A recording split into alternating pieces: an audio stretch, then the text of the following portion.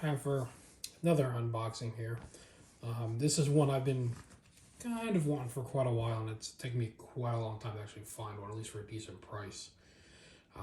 This one came all the way from Germany, actually, which I usually don't do international purchases, but sometimes you gotta do what you gotta do, and I finally found one, and it was actually a decent price, so I'm not gonna complain. But let's go ahead and get her open.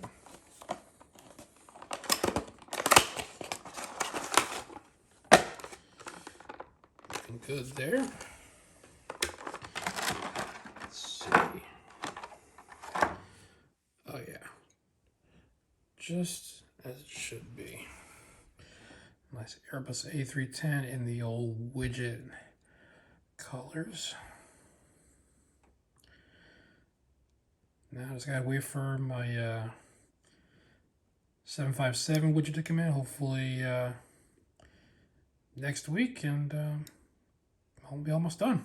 So definitely glad to get this in the collection.